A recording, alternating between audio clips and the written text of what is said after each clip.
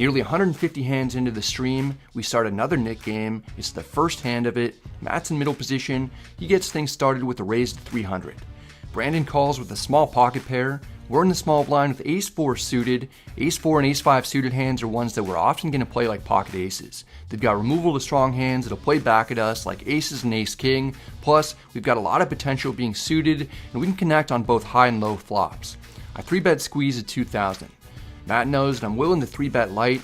His image isn't the best at the moment. He's stuck and just got caught 4-betting light. It was kind of set up well for me to re-raise without a monster, and I had extra incentive to do it while the Nick game is on, so I'm not surprised to see Matt 4-bet to 5,200, possibly making another play to put me to the test. It's rare that he'll be strong enough to do this legitimately under normal circumstances. Brandon folds right away. Sharp guys like Matt are going to make adjustments to my play, knowing that I won't always have it when I 3-bet. If I 5-bet, it's a different story. He'll have to take that kind of aggression more seriously. We have a hand that I already told you we're going to play like aces. This is typically a scenario in which it isn't bad to continue with the story that we've got a monster. And Matt raises here, 4 bets to 6,000. Jack's or ace king for the Brad goes all in.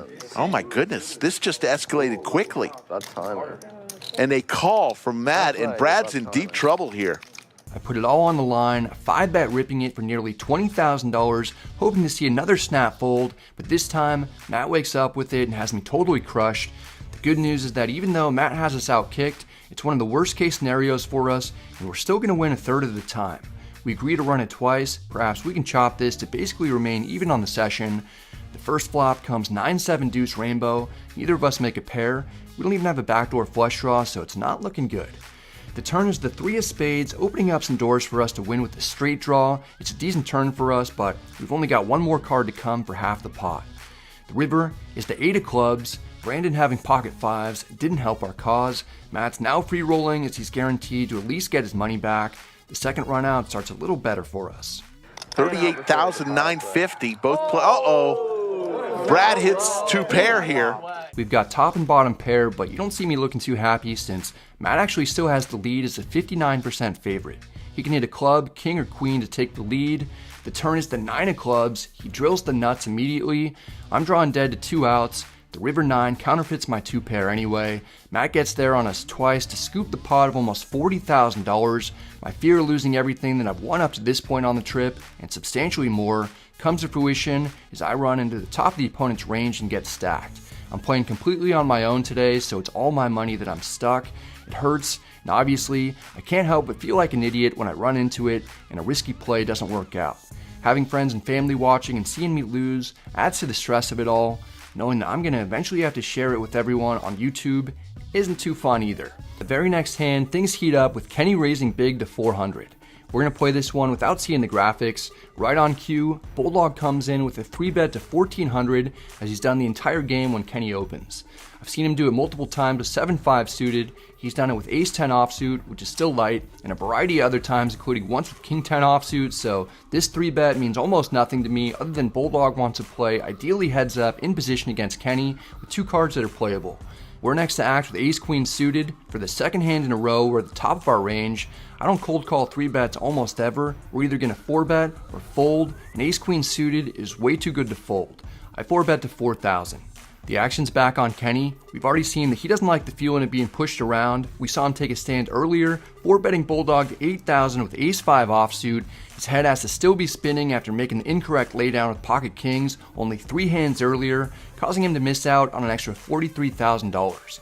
Most people would be on mega tilt after something like that. He's seen me 5-bet light already with ace-4 suited for $19,000, so he probably knew it was just a matter of time before I potentially 4-bet light when he opens and Bulldog re-raises.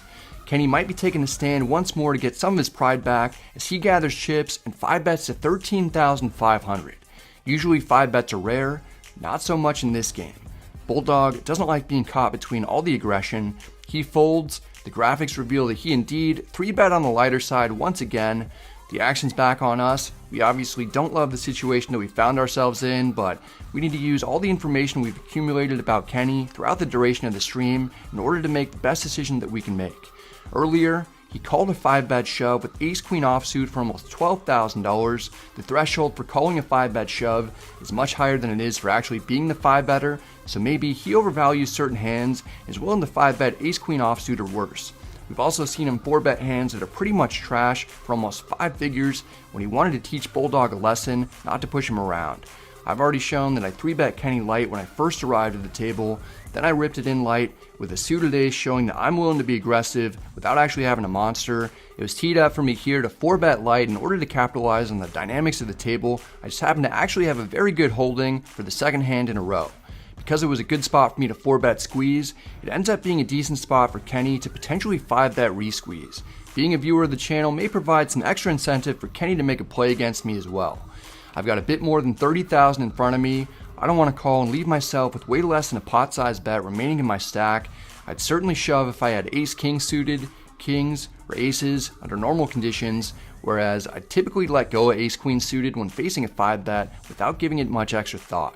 I mentioned earlier that the reason that I pay attention to players' tendencies during hands that I'm not involved in is to tailor strategies against them for future battles. Well, the future's now, and I know my opponent is capable and willing to make crazy unorthodox plays. The type of adjustment that I'm going to make against Kenny is slightly expanding the range by a pip when I'm on the fence about a difficult decision. Ace-queen suited is just too good of a hand to fold under these exact conditions against this exact opponent. We're going to see if Kenny really has it and wants to play for everything. All in from Brad. And a call. 65,875. What do you have? I have ace queen. Ace queen. This is when we see the horrible news that despite everything lining up for us to have maybe gotten 5-bet light or by something like pocket jacks, we're dominated again, only having a 26% chance of winning. I run into the top of the opponent's range one more time, except in this instance, we're playing a much bigger pot of over $65,000. It's the largest one that I've played all year. If I lose, I'll be down $50,000 on the day. The decision is up to me on how many times I want to run it, and I honestly don't even care anymore. It's tough for me to win both runouts. If I win only one and we chop, I'm still down almost $20,000 on the session. If I lose $32,000 here, I'll end up processing a $50,000 loss pretty much the exact same way I process a $20,000 one. It's still a fuck ton of money, and I'm going to feel almost the same amount of pain either way. On the other hand, if I happen to win this pot, I'll be up over $15,000, and I can walk out of here feeling infinitely better, completing the comeback and potentially being able to win 5 figures after being stuck piles early on. I've lost 2 runouts against ace-king today already. I can't lose them all, and the emotional EV of only seeing one flop, turn, and river is way higher than the alternative, so despite seeing that I'm not in good shape, I'm in the mood to let it ride. Yeah. Let's just go once.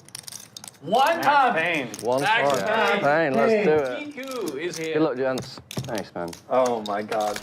You can hear by the tone in everyone's voice that they almost wish I would have decided to run it twice because they don't want to see me get torched for $50,000 today, matching the mark set by the previous person who occupied this seat.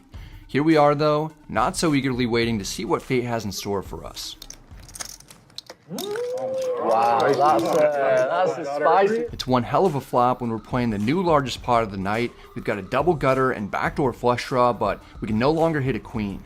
I really didn't want to see a king come out initially, but what I'm rooting for has shifted significantly. Give him a pair. Give him a pair. Give him a pair. The turn 4 of hearts is as blank as it gets, other than the fact that it would have given Bulldog a set. Our chances of winning are reduced to 9%. We've got just a few outs and one shot at it. Otherwise, I'm going to walk out of one more high stakes session in this room with my head down and a lot less money than I walked in with. I'm trying to mentally prepare myself for the worst case scenario, knowing that it's looking bleak. Meanwhile, Kenny's praying to the poker gods that he can hold. It's all coming down to one final card, and we need a miracle. There's the king! Wow. Brad Owen! Bad luck. Gets there, runs it once! Fucking pride. Wow. It's the pride. That's what she does. 65,875! The king on the river! Wow. I knew when he called one time. I knew. Always. We win by far the biggest pot that I've played all year, This isn't how I wanted to win. I always prefer to get it in with the best of it, but I'll absolutely take this win when things haven't been going well for me compared to previous years. I've been on the wrong side of a lot of coolers and massive pots over the last few months, just not being able to hold, so winning this one restores my will to keep carrying on through the tough days, weeks, and months. It's difficult for my mind to even process the emotional swing I just went through after feeling hopeless on the turn and then getting a count of our chips in order to have over $30,000 sent our direction. To Kenny's credit, he takes the beat with as much class as possible. He got it in great and was ultimately unlucky, but incredibly, he's still up on the day even though he's lost over $100,000 worth of pots in a matter of minutes. Brad flopped the double gutter and got there on the river, and all of a sudden, look at the cumulative winnings. Now Brad Owen up 15,000, Outlaw up 14.5, Efan 13.5.